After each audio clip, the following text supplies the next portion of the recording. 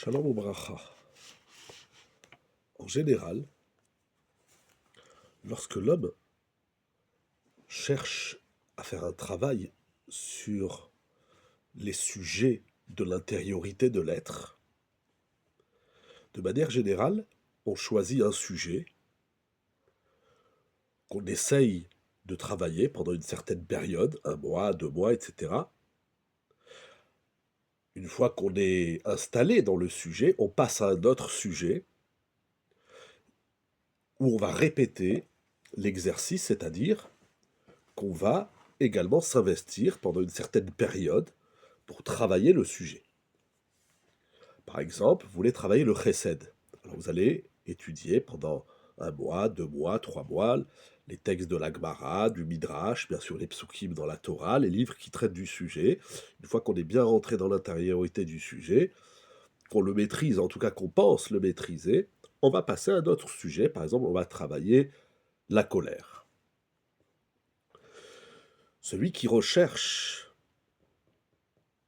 des exercices actifs, physiques, lorsqu'il étudie un sujet qui touche la pnimiout, l'intériorité de l'être, et que se présente à lui un exercice concret, alors il est apaisé. Et il ressent une satisfaction de dire, voilà, tout ce que j'ai étudié, tout ce que j'ai appris, tout ce que j'ai intégré, je vais maintenant pouvoir le mettre en œuvre, en action. Il ne faut pas négliger tout cela, bien évidemment. Cependant, nous dit le Rav, après que nous avons expliqué que la construction du Nefesh doit se dérouler telle une histoire, un sipour. Ça veut dire qu'il faut bien évidemment travailler les notions jusqu'à les mettre en pratique. Mais il y a un autre objectif dans l'étude, il y a une autre démarche, c'est de comprendre que ce qu'on étudie, ce qu'on apprend, ce qu'on découvre, est une étape dans la construction générale de l'être. Et donc ce qu'on apprend, il faut le stocker en soi et le garder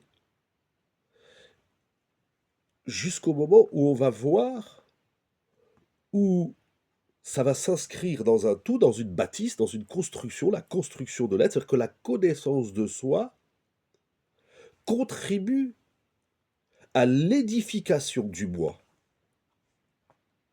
Et ne pas attendre obligatoirement de mettre ça en pratique, mais quand ça se présentera, je le ferai. Il y a deux choses, il y a l'action et le binyan. Le travail de l'intériorité de l'être se fait en emmagasinant des sujets, et par la suite, donc comme une histoire, c'est des épisodes, et par la suite de voir l'ensemble de l'histoire.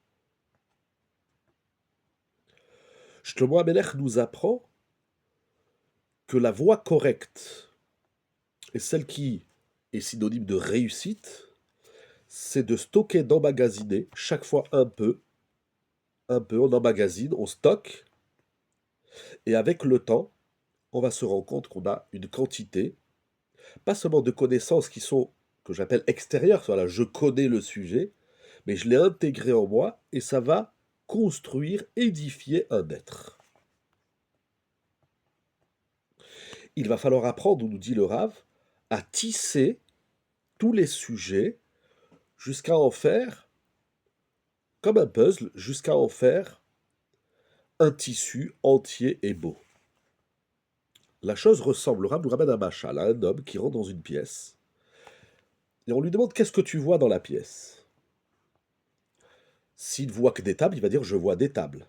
S'il voit que des chaises, il va dire je vois des chaises. Chacun va dire la chose, va exprimer la chose qui le touche, à laquelle il a de l'affinité. S'il voit des vêtements, s'il voit des pots de fleurs, etc.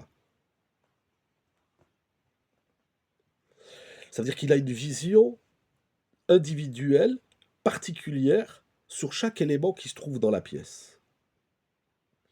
Mais il y a celui qui dit, dans cette pièce, je vois un tout. Une table, des chaises, une bibliothèque, des gens. Je vois cet ensemble et l'harmonie qui règne entre tous les éléments. La table est à sa place, les chaises à leur place, les gens à leur place, etc. Donc il y a celui qui a une vision individuel sur chaque particule, et il y a celui qui arrive à voir chaque élément individuel qui s'inscrit dans un tout. C'est comme ça qu'on construit le Nefesh. Extraordinaire.